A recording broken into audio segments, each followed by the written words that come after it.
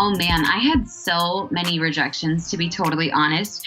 I think it's kind of funny how sometimes people assume that just because my business is successful now, that I didn't have all those no's. I remember there was one in particular where I met with someone and I came up with this amazing plan and we're talking. And she was like, okay, so what would that price be?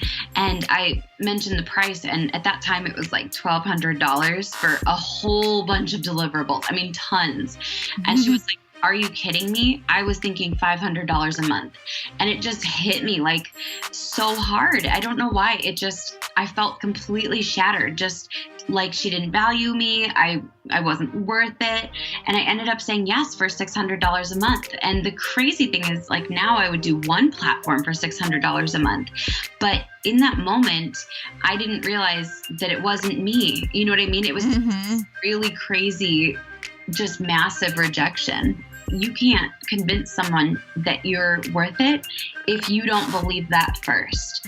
And so I spent a lot of time really working to build up my own self-esteem, which is not an easy process, but it makes the process of sales significantly easier. Honestly, it sounds so cheesy, but I would like repeat mantras to myself, listen to songs that made me feel like a champion.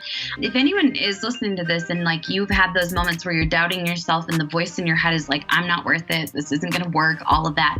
The reason music is so powerful is because you can turn it up so loud that you can't hear those thoughts. So you're reprogramming your brain. Then you start singing along and you're like, okay, you know what? Yes, I am going to rise. I am going to be triumphant. I am a winner. I am a champion. And so that for me was a huge part of the process. It sounds so cheesy, but I was like, I have to believe this or no one else will. Momentum is something that I do not believe in letting go of. You need to create, sustain, hold on to momentum at all costs. So I did all of the things that I did to get to the point before she left me as a client. And I started to create momentum, hopping onto podcasts, reaching out to clients, asking for referrals, getting visible, stacking my wins. I was like, I'm going to fight to get the momentum even when I don't feel like it. I think there's a part of you, like when you're an entrepreneur, that has to be kind of crazy. You have to be like, I, for some crazy reason, think that this can work and I'm going to do it and it doesn't make sense and that's okay. But oh my gosh, I got so many no's. And I remember when someone turned me down for $1,000 a month for social media management. And then recently they reached out to me again. And I haven't shared this before, but when I got to send them my link where I charge $1,000 an hour, it felt so good. That is the best feeling in the whole entire world. Yes, I'm $1,000 an hour now. So you shouldn't miss that. Like you shouldn't have missed that opportunity. But you have to just keep going. Like consider all of those no's a part of the journey of getting closer to a yes. I literally, like I said, I have hundreds of proposals in a folder from all of the no's that I got. And sometimes I almost want to like take all of my no's and put them into a document just to kind of like feed that chip on my shoulder. Because for me, no's kind of make me mad. Like I want to try to get a yes faster now so I can show them and get results for that person. Or if someone, doesn't see the value in my services, cool, I'll find someone who does. You have to be willing to put in a lot of work. It's not an accident that my business built to 7 figures. It means that there were a lot of sleepless nights.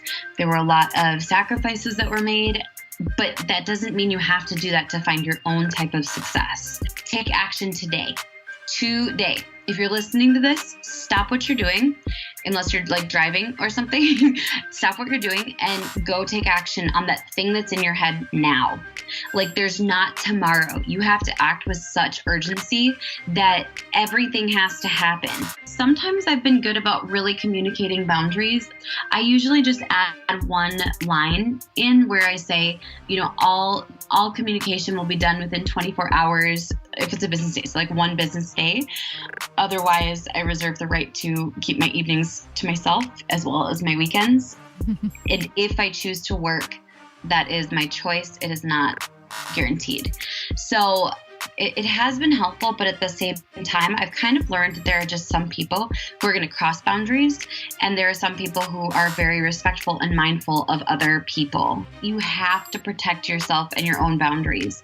It's so not worth building a business that you resent, to the extent that I would literally say fire, refund, whatever it is, even if it makes things scary, because it's going to free up so much mental capacity that then you're going to be able to secure clients from a healthy space versus feeling like you're in a state of reactivity.